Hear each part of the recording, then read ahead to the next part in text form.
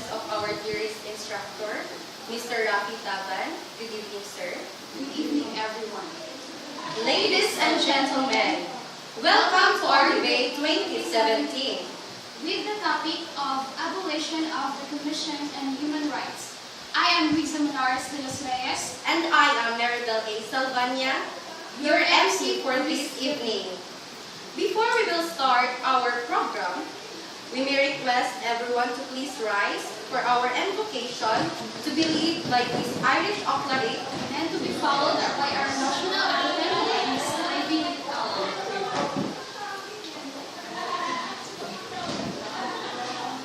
Let us bow our heads, close our eyes, and open out our hearts for the presence of our Almighty God. In the name of the Father, the Son, and the Holy Spirit. Lord, as we come together today, we give you thanks for the good gifts you give us. We ask for your guidance in our lives.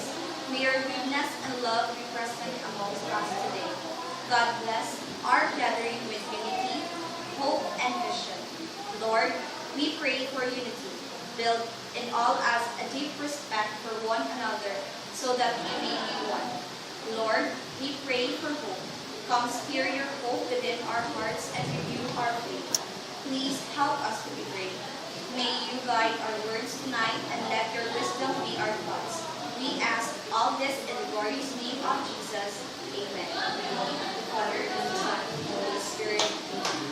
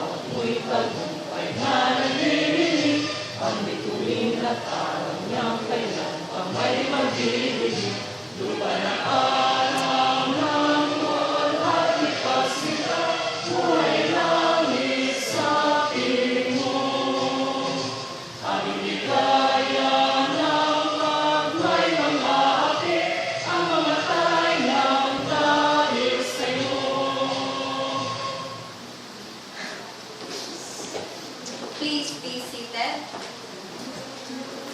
At this juncture, to formally open our program, we may call on our ever-energetic and beautiful Miss Mika Warbal.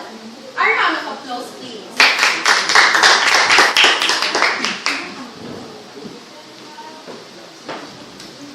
Good evening to all of you, especially to our subject instructor, Mr. Rafi Taban. Thank you for coming and giving your time in this short activity. In this room today, we have two representatives in different parties with different ideas, which convened us for several reasons. This activity aims is to build our communication skills, share our ideas, and maintain good sportsmanship.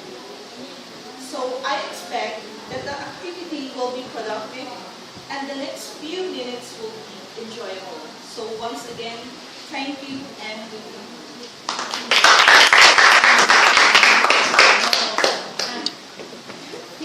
Thank you for your words of knowledge, wisdom, Miss Purple. Such a wonderful message for a beautiful person like you. Thank you, Miss Purple. Thank you, Miss Warbal. At this moment, to give this rationale, let us call on our handsome, kind, energetic, and dynamic instructor, Mr. Rafi Taban. Let us give him a round of applause.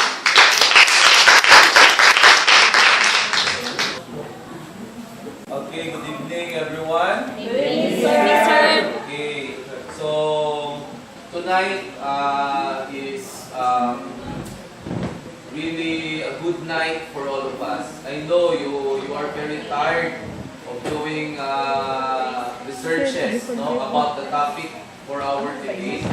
But you know what? We view debate as a mechanism by which an uniform decision maker, which are the listener, extracts information from the two informed debaters. So we will have the affirmative and the negative team who hold contradicting position regarding the right decision. Now, during the debate, the debaters raise arguments, no? And based on these arguments, the listener reaches a conclusion. So it is very much important tonight that you, the viewers, would listen very carefully of the information that our debaters team would discuss. So our topic, the Commission on Human Rights Abolition in Philippines, is very much interesting. Why?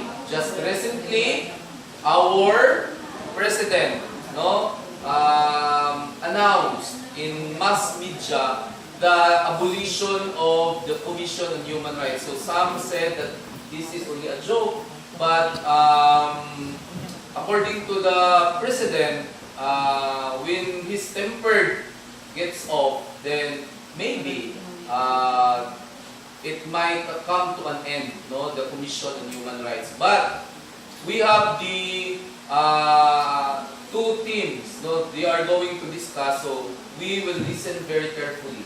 And after all, we can conclude if what will be this is our activity and this is our call to address the issue of the abolition of the Commission on Human Rights.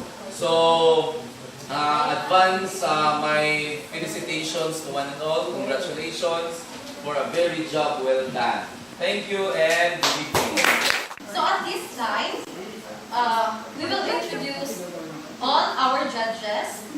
So our first judge is beautiful, sexy, gorgeous, an active Supreme Student Council president for her 2 consecutive years.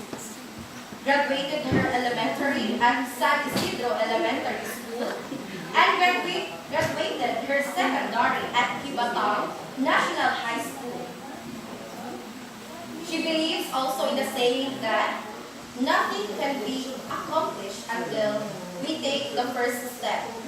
Our first judge is Miss Mary Rose Dayan Pagtalunan Dulitin.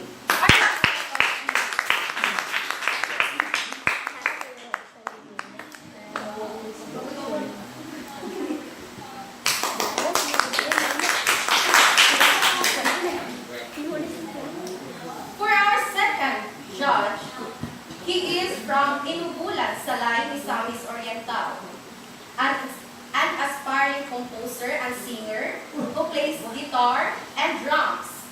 Graduated his elementary at Inubulan Elementary School and graduated his secondary at Salay National High School. He also believes in the saying that angels are radiant, demons are dark. Let us give him a round of applause.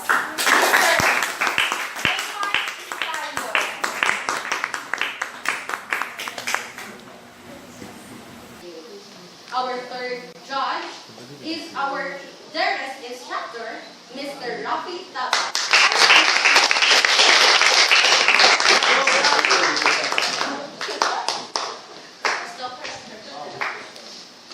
Okay, so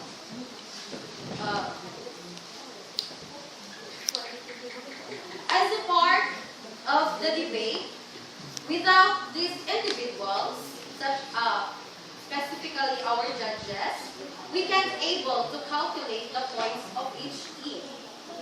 In this time, we will call on Ms. Mary Rose Dayan Pagtalunan Dulitin to give or state the rules and criteria for judging. Let us give her a round of applause.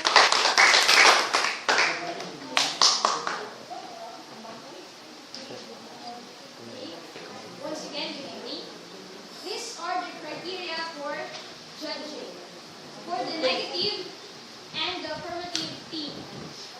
Number 1, organization and clarity. Main arguments and responses are outlined in a clear and orderly way. Second, use of argument. Reasons are given against the resolution. Third, use of cross-examination and rebuttal. Identification of weakness in affirmatives or negative teams' arguments and ability to defend itself against attack. And the fourth one, presentation style. Tone of voice, clarity of expression, precision of arguments, all contribute to keeping audience attention and persuading them of the team's case.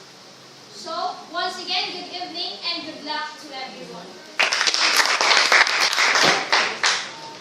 Thank you so much, Miss Felipe. Are you guys still alive? Yes! I can hear you. Yes! Are you still alive? Yes! Are you excited? Yes! I think everyone is excited to the battle. At this point, to act as a neutral participant in a debate, to hold participants to time limits and to keep them from straying off the topic of the questions being raised, we may call on the sexiest, a big hair but bigger mouth with knowledge, Miss Timelo 14. Let us give her a round of applause. Good evening, everybody. Good evening. Now, may I proceed to my introductory statement.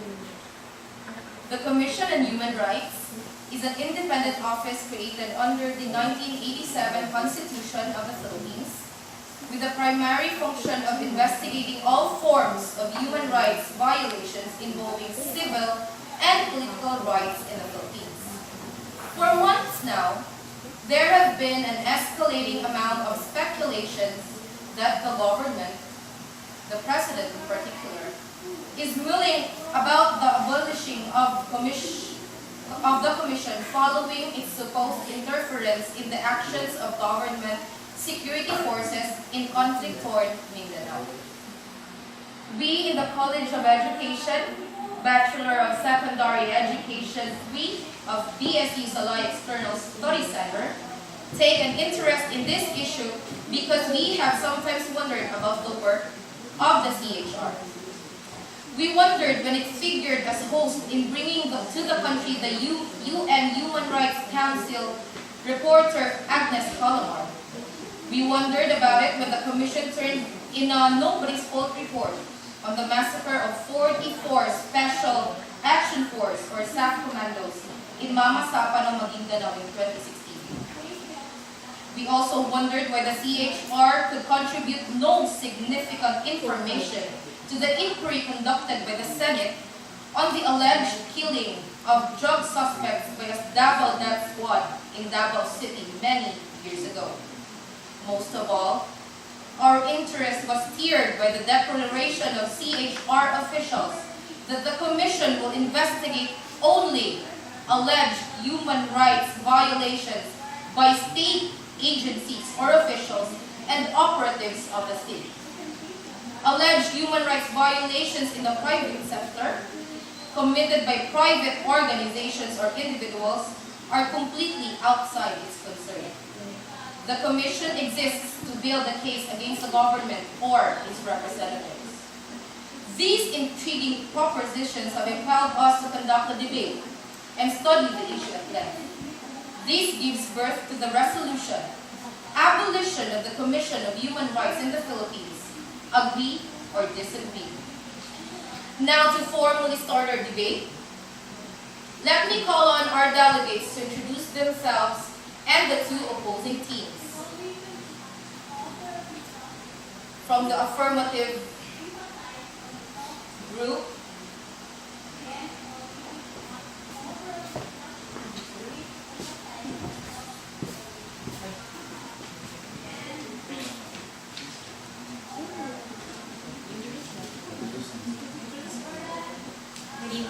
everyone.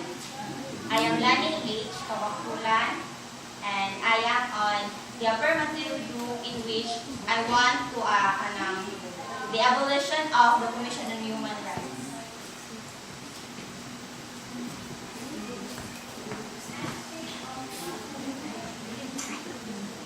Good evening, everyone.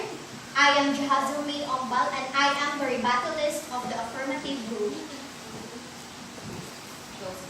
Good evening, everyone. Good evening, sir. I am Pini Maritaping. I am on the ending part of the affirmative. Now for the negative group.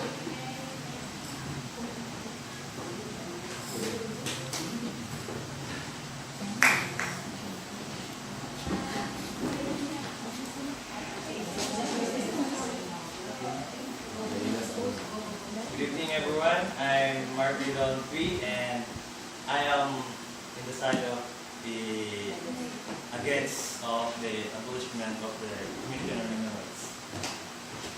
Good evening, everyone. I'm Kevin C. Garcinella, who partly against or negative against the abolition of human rights. Good evening, I am Joseph Saputiza and I will go to this side. Okay, so now let's all welcome them with a round of applause, please. Everyone settled. Now may I request the first speaker from the affirmative team to state their opening speech.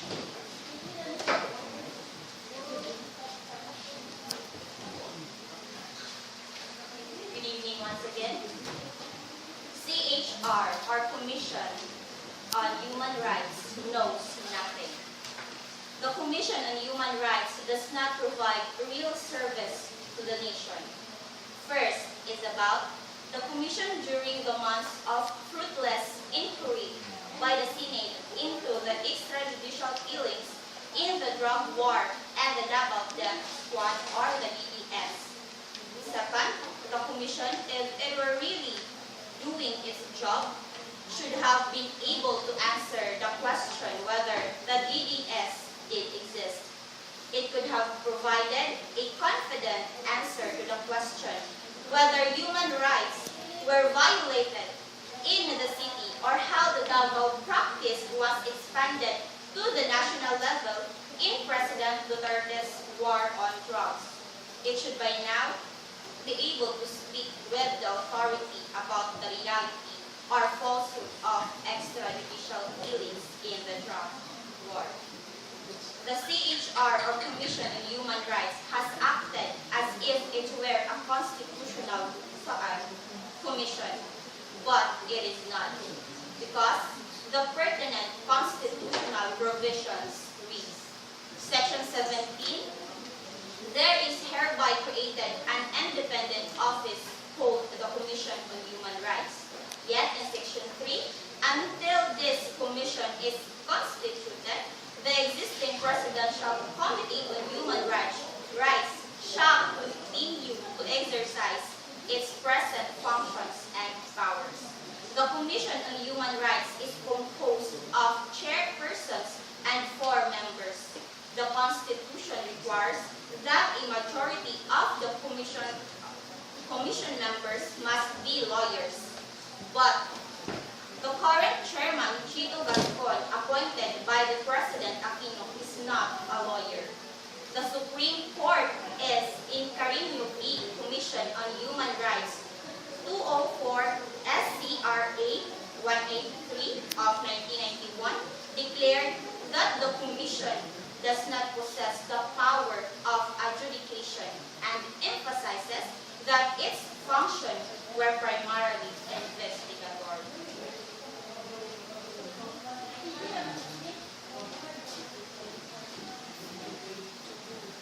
Now may I request the first speaker from the negative team to state their opening speech.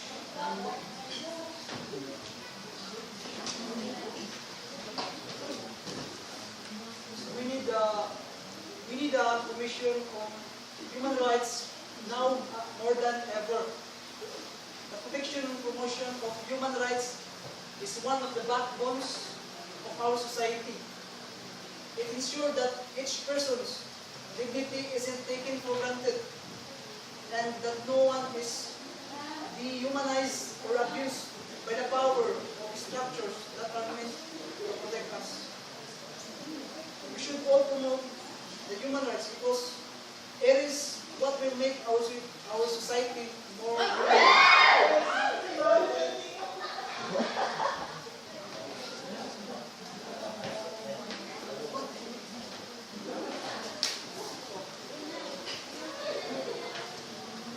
So that wraps the opening speeches.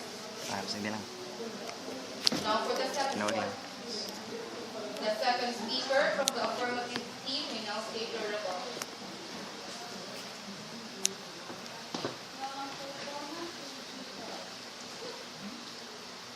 Good evening, ladies and gentlemen. Abolition is better than continuation without action. Commission on Human Rights should be abolished because they didn't stand for their functions fairly. They were selective towards investigating human violations. As what their first functions mandated in the 1987 Constitution, Article 13, Section 18, that investigate on its own or uncompliant by any party all forms of human rights violations involving civil and political rights. Then, why can't we have their opinions and action towards the one who ordered SAP 44's demise? Then, there's this 13 years old girl who was taken by a priest in a motel last July 30, 2017 in Antipolo. Then, there's this family that was massacred in Bulacan. Then, did you hear anything from the CHR? There's nothing, right? Then, their statement from the Commission of Human Rights Chairperson, Chito Gascon, last July 27, 2017, claiming that CHR is a non-partisan office established by the Constitution. We could say that non-partisan if they investigate fairly. But as what we experience now, they were protecting just the right of a person, especially if it talks about drugs. So is that what we call non-partisan? Then how about the victims? Do they claim their rights for them? Can't they claim their rights for themselves? Yet, the CHR is demanding to end the impunity in our nation. When we can see that their doings themselves promotes impunity. So when they said the CHR is only, they said that only alleged human rights violation by state agencies or officials and operatives of the state are that governs the Commission on Human Rights. Then, what about the mandate of the Constitution in the 1987 Constitution that it should be all forms of human rights? Then why should they investigate only, or they are only had in uses if it talks about drugs? Then how about this 13 years old girl taken by a motel to a priest? Taken by a priest to a model rather, I stand corrected. So, the priest is not a government alleged person. Then, can we say that the girl has no right to be investigated by the Commission on Human Rights?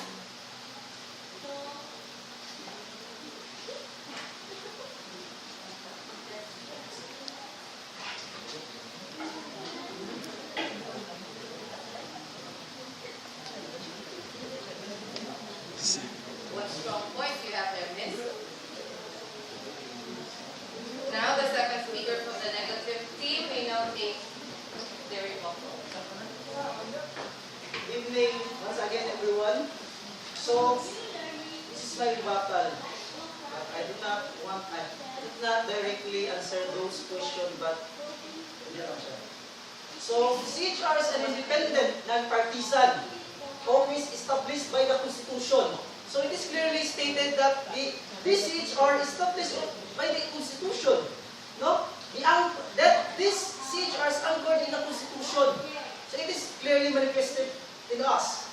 It is an office continue to perform its constitutional mandate. It is an office that the duty is to protect and promote the human rights of all people. So it is very clearly that the duty of the human rights is to protect and promote the dignity, the rights of every individual. It is an office who consider itself as a watchdog, who perform its functions independently without any fear or favor.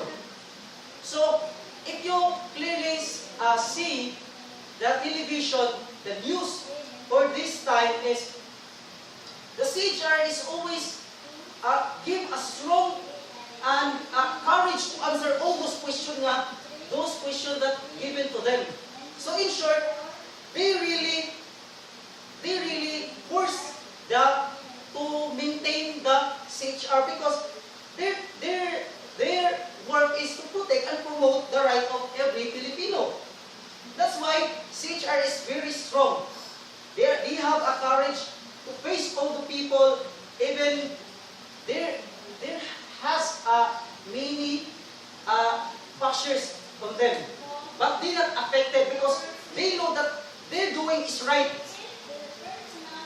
And then it is an office to consider itself a watchdog who performs its function independently without any fear or favor. It is an office to investigate the cases of human violations because we only want an equality of our humans, which is need to cope up with rights. Since our country is democratic, we have to internalize ourselves that the quality of democratic is being fair. So the meaning of the word democratic is fair. That's why there is a human rights. And then, that's why we need to make this institution strong. Because it gives courage to talk and then courage to give an opinion. Because human rights, the word human rights, no? And then, that's why we need to make this institution strong of any negative comments. We do not need killing, automatic execution without due process of law. We need to come up investigations so that it will be fairly accessed. And then for those who victims, instead of making a negative point, that never can help us. It is basically transparent to us the importance of this law because it is really given the meaning of human rights.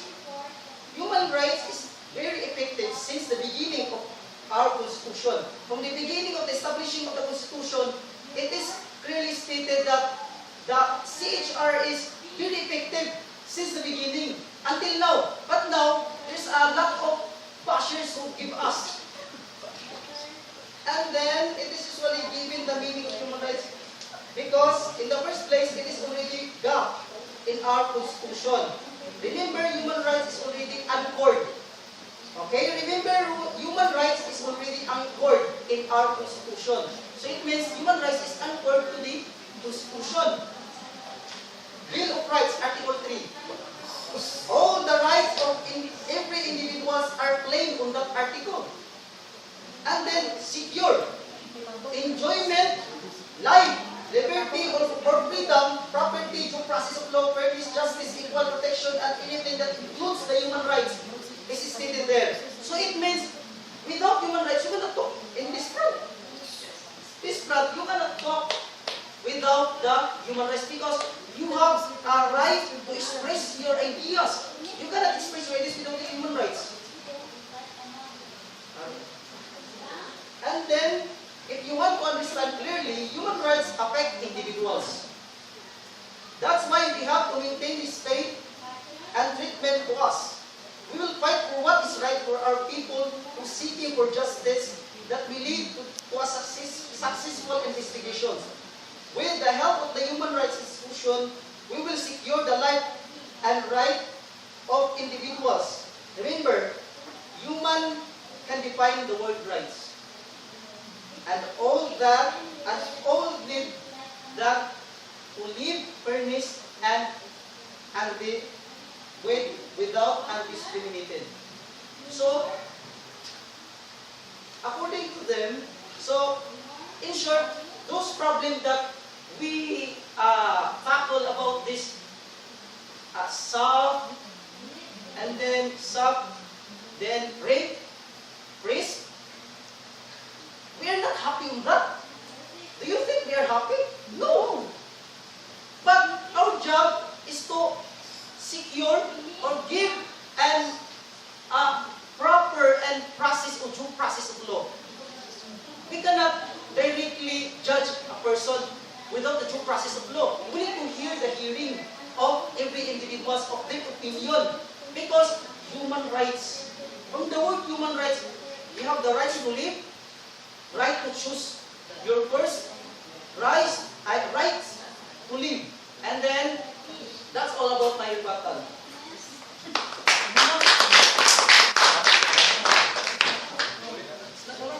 Very strong point. Now for the third and final round. Third speaker from the affirmative team may now deliver their final and closing statement. Commission on Human Rights should be abolished. Why? Because they are not doing their best to resolve human rights violations. They should priority the security and well-being of law-abiding citizens rather than the rights of criminals to be protected from incriminating evidence. We no longer need such an agency like CHR who knows nothing. We just need to make sure that our justice system works with utmost efficiency, integrity, and fairness. Commission on Human Rights only needed if it is about drug-related crimes, like Parokino and Sami City. We all know that Commission on Human Rights was created to defend people from the violations made by the state, not made by the people. So those alleged human rights violations made by individuals are outside its concern. CHR are protecting the rights of criminals and neglecting the human rights of thousands of innocent victims of drug-related crimes. So the question is, and here's the point, for the CHR, what is the most important? The lives of those criminals or the lives of those thousands of innocent victims?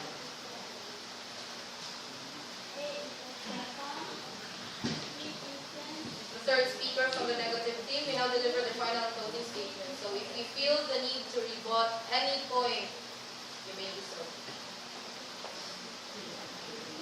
Good evening.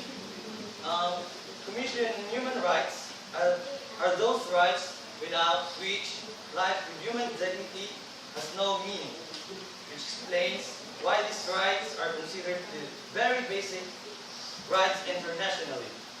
These rights relate to life, liberty, equality, and dignity of the individual.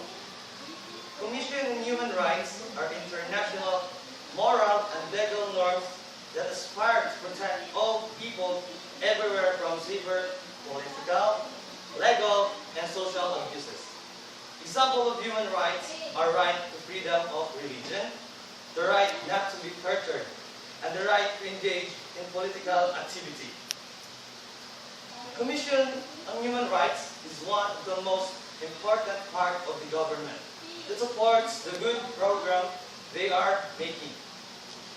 That's why we don't have to make a case or a hold against Commission on Human Rights, but instead encourage the government to give importance to the right of human. Then, I don't have enough reason to abolish the Commission on Human Rights. That's all.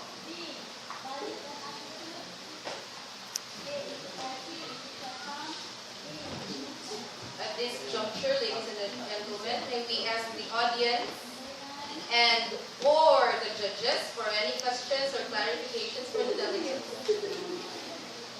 For anyone who have any question, you may raise your hand.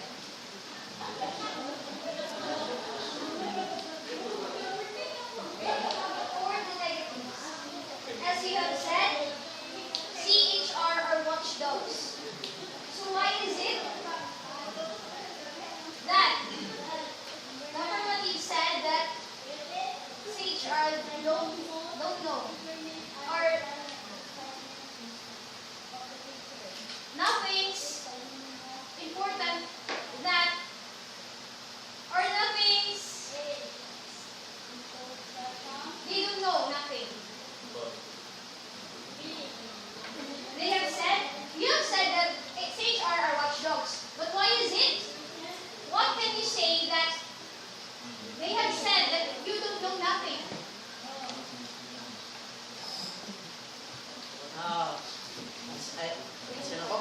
And then, they said that your question is, we are said that we are watchdog, and they are said that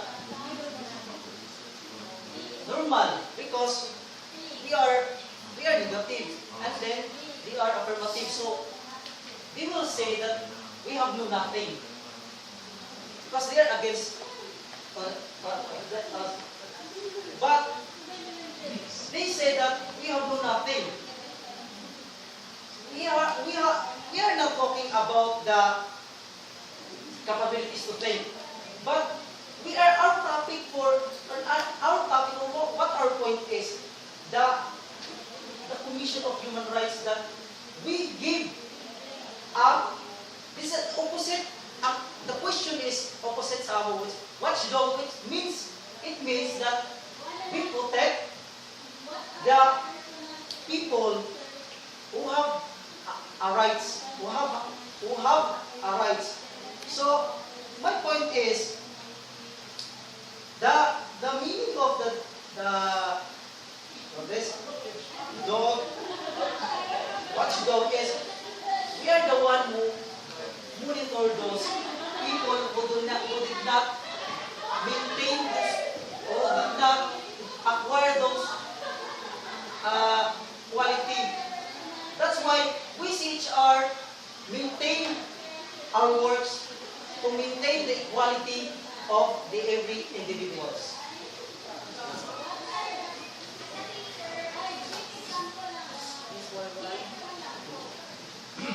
Any more questions? Mr. Tawad. Okay. So, good evening everyone. Okay, so my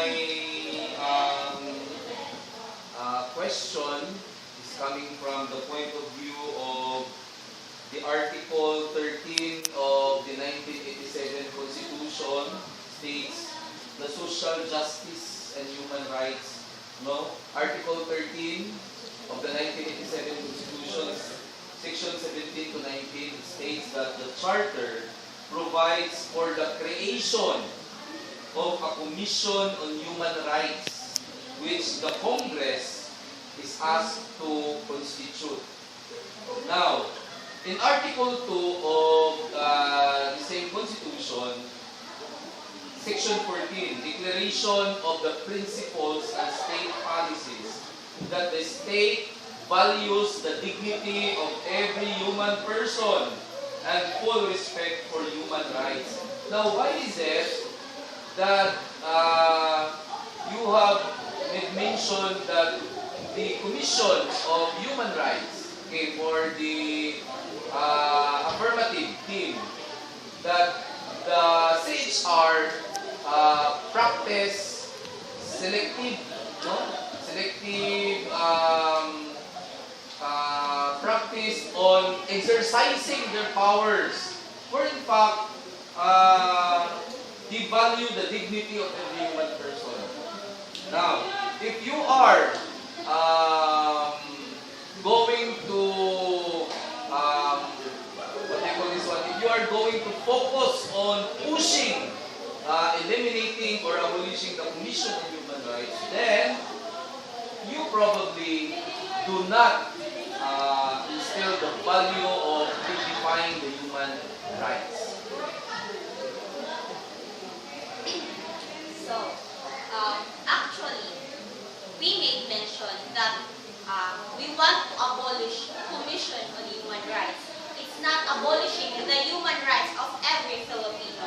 It's only the commission, the agency, that the people, those are the things that that agency, particularly CHR, must be abolished. Why? Because the CHR is not equal. They are biased when it comes to the massacres. We mentioned earlier about the Mama Sapano, about the Kidapawan, about those things, those massacres that we've made mention. So did we hear something about CHR?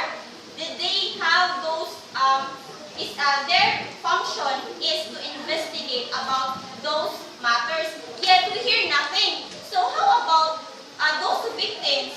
Why is it that they only focuses on drug abuses, on EJK, on the Duterte's administration?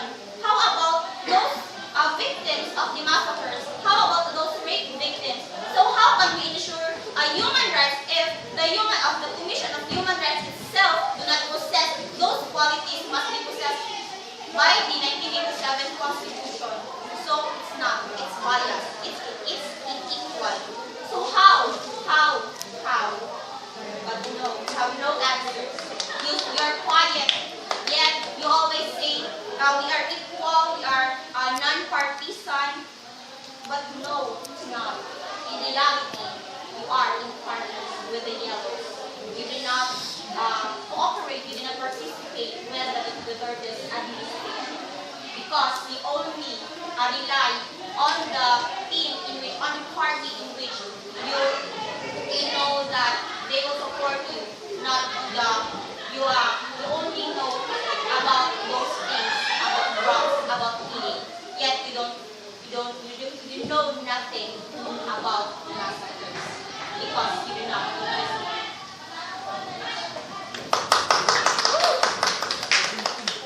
Okay, so I understand. Now, I have another question. Okay, you have made mention that Commission on Human Rights promotes equal respect of the dignity of every individual, the rights of every individual, equally. No, you have been mentioned also that you are going to be still strong amidst the negative moments, no, of in our society. Now, my question is, according to the Constitution, no, the creation of the Commission on Human Rights, it will be probably manned by a team, 5 or 4 members who have been also a member of the bar in the Philippines. Meaning to say, they undergo taking the bar exams. Supposedly, they are lawyers. Now, why is it that the current chairperson of the Commission on Human Rights, according to the possibility, is not a lawyer? How the Commission on Human Rights now run the commission, or probably how are they going to show to the public that they themselves also are exposing the right, no, exposing the right of our fellow men that they are a lawyer. After all, they are not a lawyer.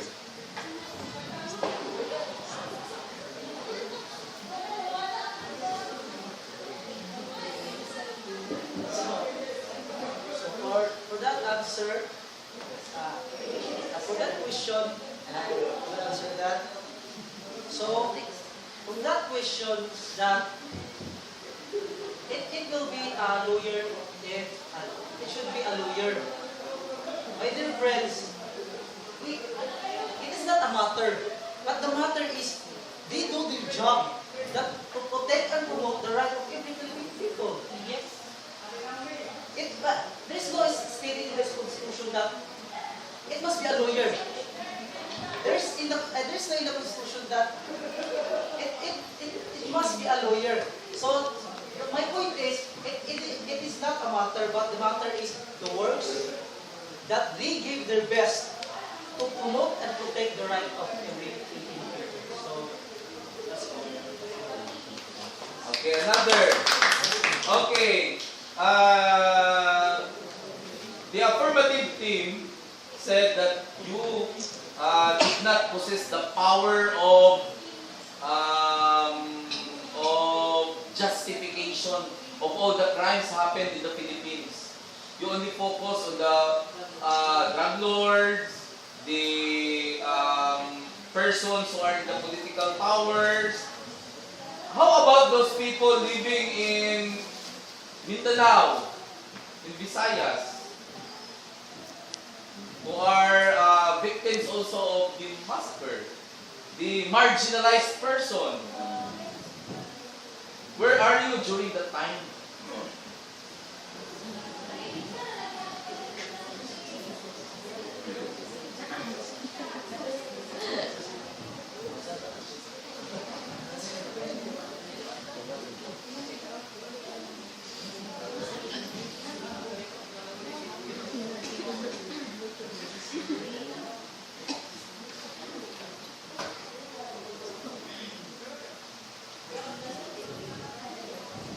With that question, I'll answer also. That they say that we are focusing only the drug lords because the drugs can affect everything. So it can affect people. So in the local place, drug can affect all humanities. That's why we focus on drugs because this is the most rampant doing a problem of our country. That's why we focus drugs. And the question that where are we? Those times that people who have victims in a massacre.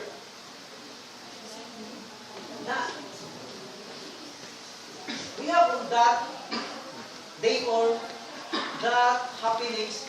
We see the situation of our individuals who victims of massacre. But we cannot automatically work because it is only there is under investigation of the police. That's why on that time we are managed and create a solution so that you can don't judge that where are you on that time. We are on that time. We are processing the investigations on that time. That's all. That's why Yes. Okay, thank you. Okay, my last question is, if you are going really to abolish the Commission on Human Rights, who will now protect the rights of every human stated in the Bill of Rights? Affirmative team. Why is it necessary for you to abolish? And who will protect the rights of every individual? Okay, so good evening everyone. It is necessary for us to abolish because we can rely on the PNP Chief General Ronald De La Rosa. So he said that I am being practical.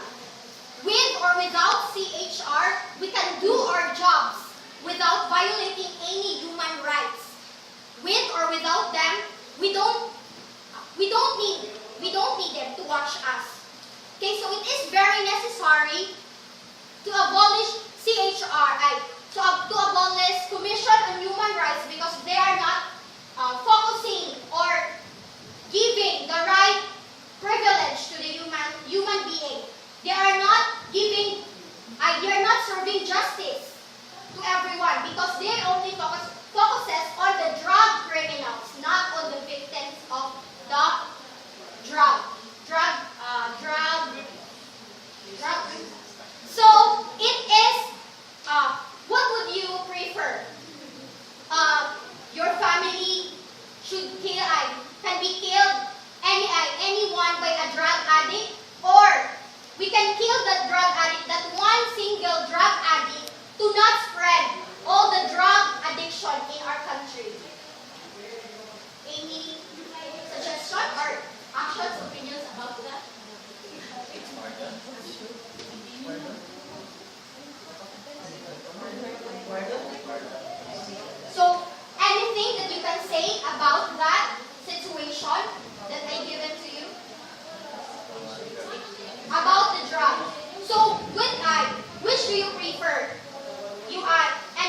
from your eyes, anyone from your family that would be killed by a drug addict, or we should kill that drug addict because they are given, or they know that they already know that they are given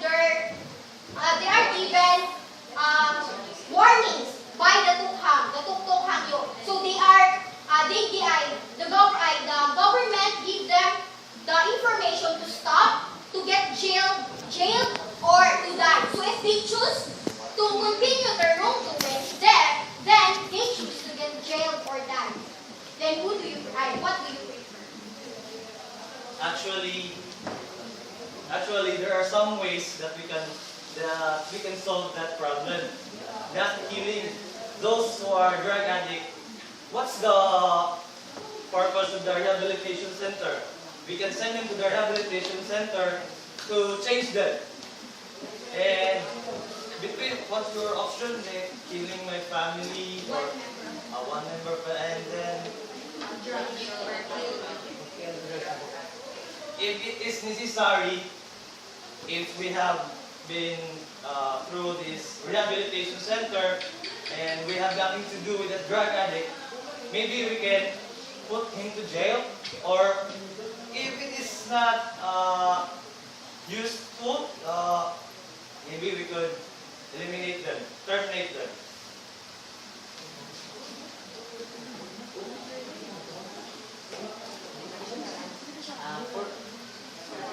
For that, I will support the answer of my friend. It must be go to the rehabilitation. And for addition for that, since that our commission is human rights, that question, who are we prefer? What do you prefer? One member of the family. One the member of your family or kill a drug addict? Since our commission is human rights, we promote equality. That they have the right to talk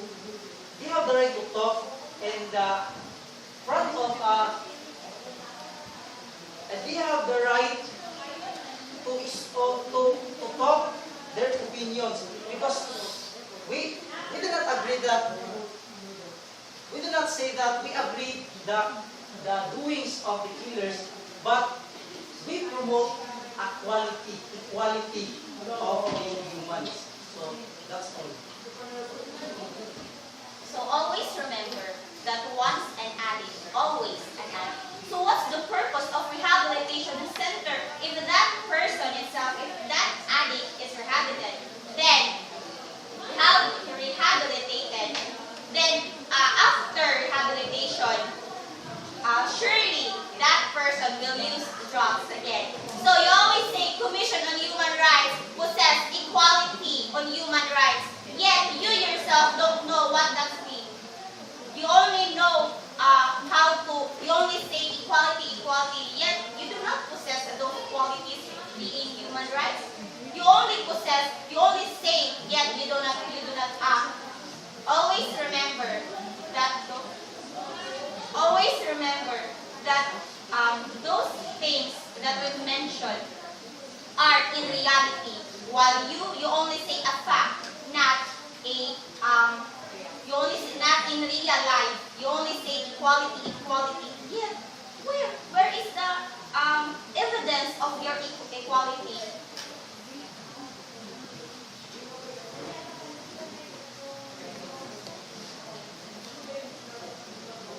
Okay, now that we have heard all points from the two opposing teams, we can generalize.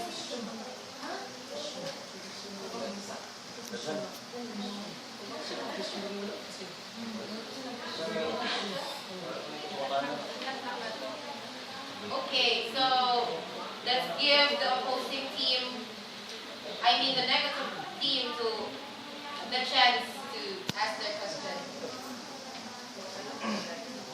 Hi guys. As a student, you agree to abolish the Commission on Human Rights, right? So, therefore, you agree to abolish the right to our education. Yes or no? No. Right? It doesn't mean that we agree to abolish CHR in the Philippines. This includes the elimination of education. We have a lot of ways to protect the rights of every Filipino or every student to attain a quality basic student. We tackle in the IPS subject Article 14, Section 1, state shall protect and promote the rights of all citizens to quality basic education.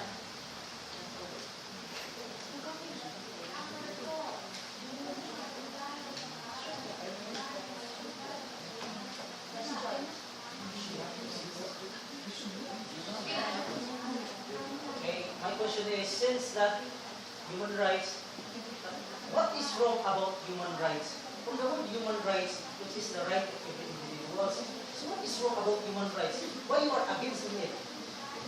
Human rights. We are not against the human rights. We are on the affirmative side to abolish Commission on Human Rights. It is an agency. We are not talking about the human rights. We are talking about the agency.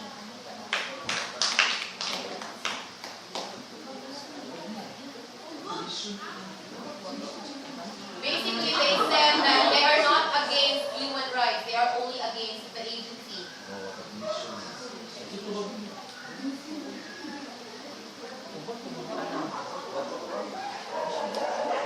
Why are you against human rights?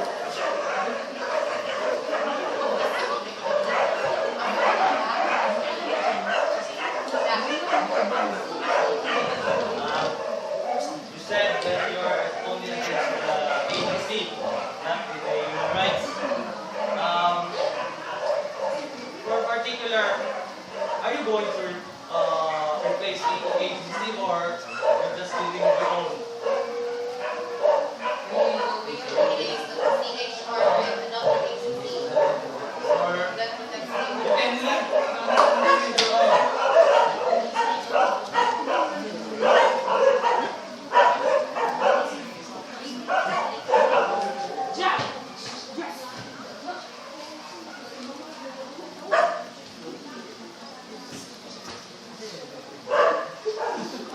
Are you going to replace an agency or just like that?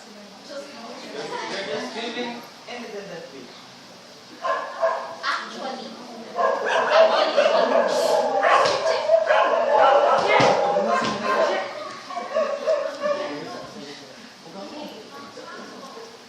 By the Philippine National Police, our government officials. So as what Ronald De La Rosa said, that with or without the CHR, they can manage to protect every Filipino. They can manage. So why not abolish CHR if that's the matter?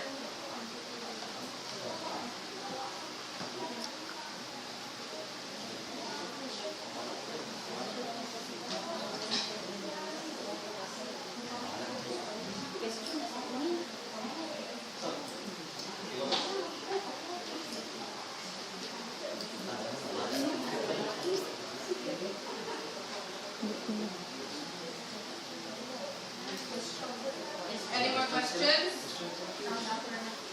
Question. So, is the function of the CHR is to testify against our government or top government officials? So, is the function of CHR is to testify against the doings of the Duterte's administration against the war on drugs?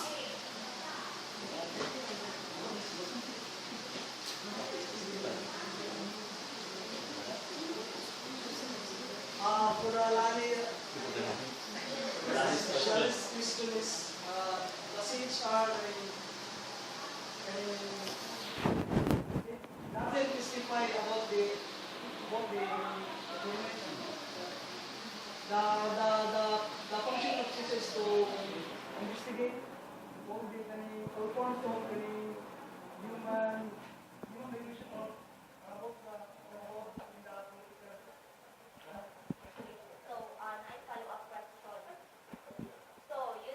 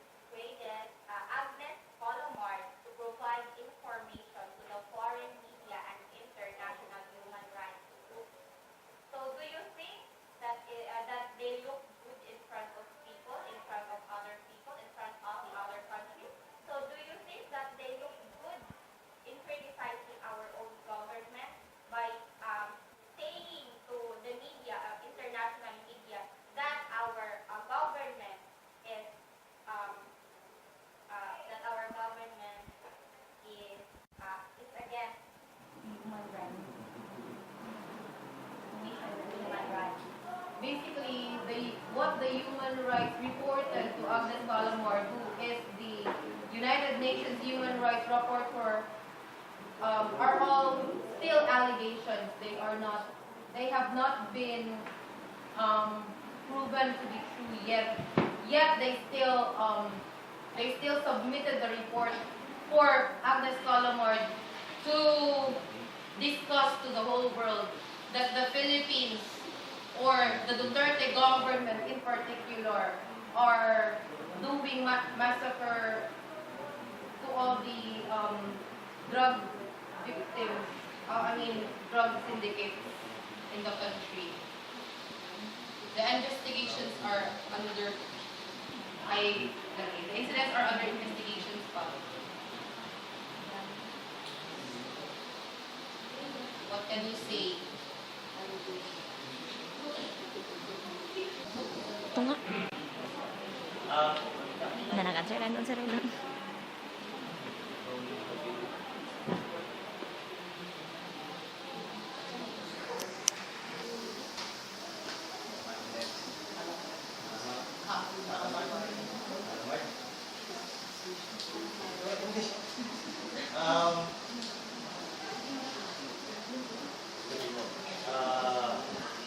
Those statements that were reported by Agnes Callamard to the UN was only to protect the Philippines from shame. And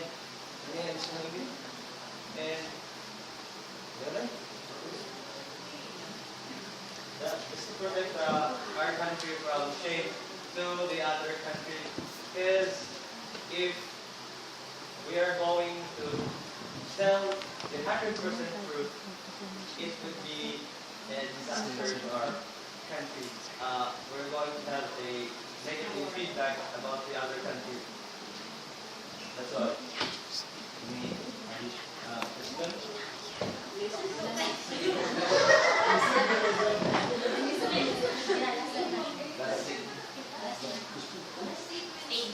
Okay, final statement from the affirmative team.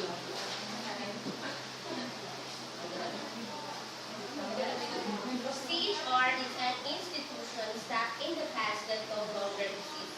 We are now a strong state wherein we have leaders who will act decisively against those who seek to destroy the citizens, whose welfare they have sworn to protect at all costs.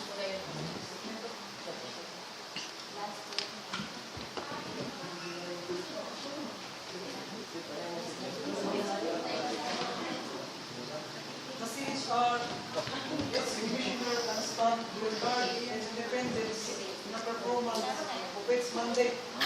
We have and will always abide by the fundamental precepts enshrined in the Constitution. We shall at all times adhere to the rules of law, even as we ask all other public officers to also do the same, particularly by the respecting the system of checks and balances and separation of power, as well as established constitutional reform processes.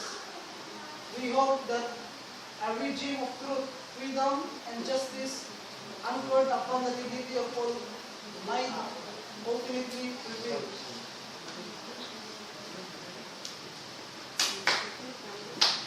So let's give our delegates a round of applause.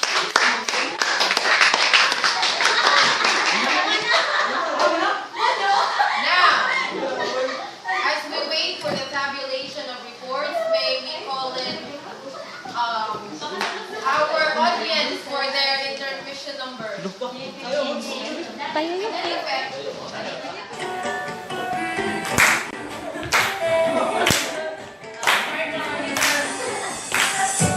Don't think about it, just move your body.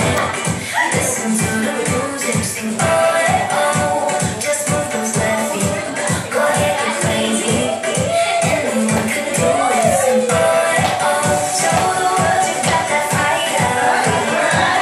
Feel the rhythm, keep it alive.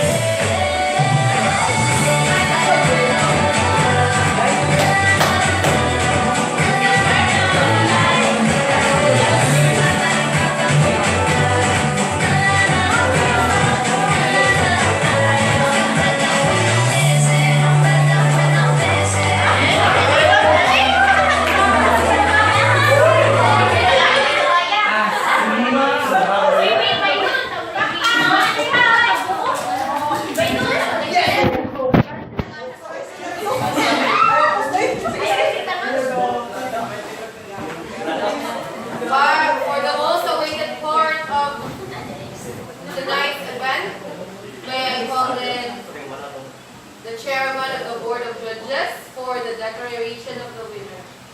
A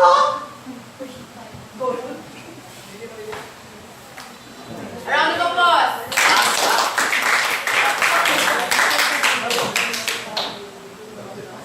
So, good evening, everyone.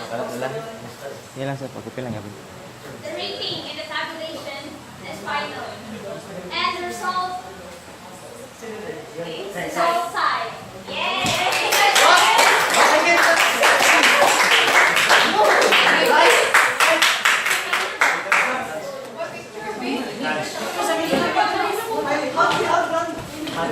Okay, so that concludes our debate. So, let me call on the hosts, tonight's host for the other parts of the program. Okay, thank you so much everyone and to all the participants of that event. So, as we can see, all day intense in what can I say, the topic is getting hotter to the highest level. So, right partners?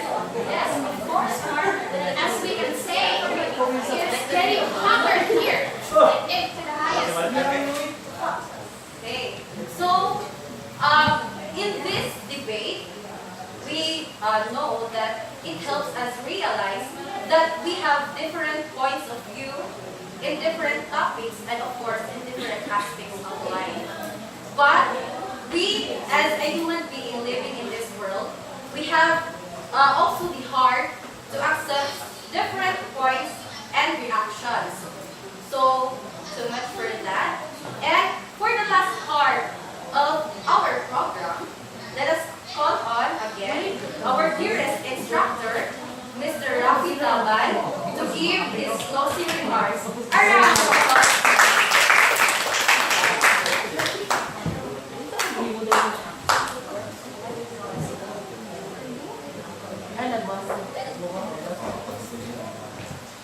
Okay, good evening once again.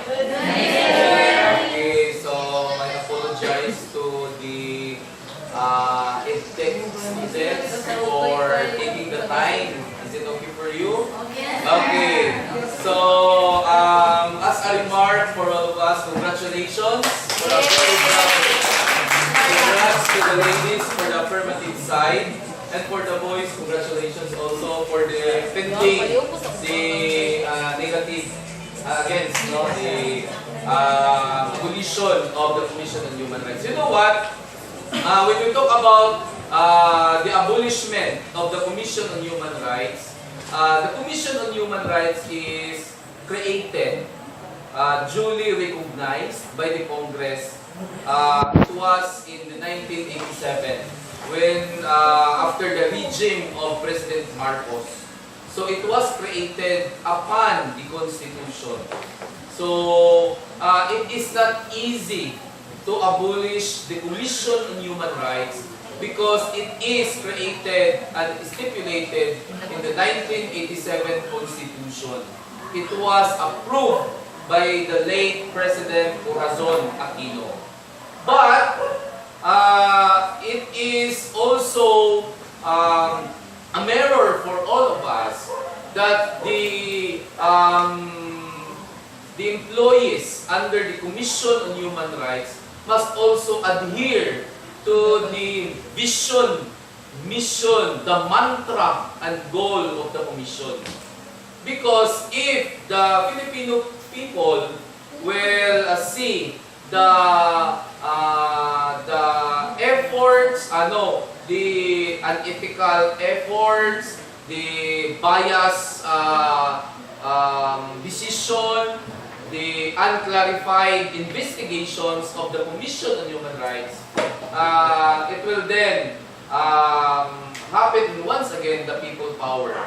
So little by little way, the Commission on Human Rights shall be abolished when there will be a constitutional convention, the CONCON. If there will be amendments of the Constitution.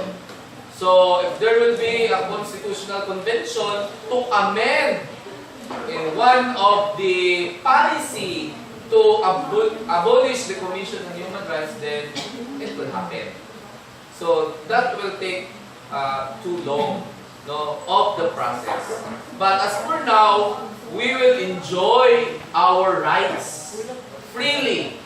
No? We will enjoy our rights freely, and we shall take also in consideration to respect each individual differences.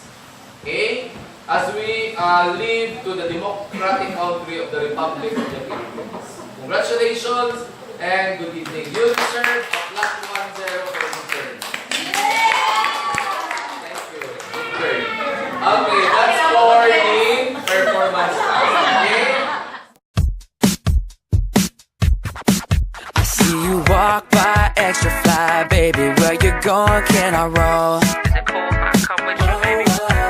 Living beach life, feeling right. You're the hottest, everybody knows. Burning up, show 'em what you got. Yeah, you got it, baby, let it show. Let's turn it up, let me know what's up. Don't just stand there, girl, I gotta know. Say something, if you're feeling the vibe. Say something, baby, don't be so shy. Say something, 'cause you're all in my head like, oh, oh, oh, oh, yeah, yeah.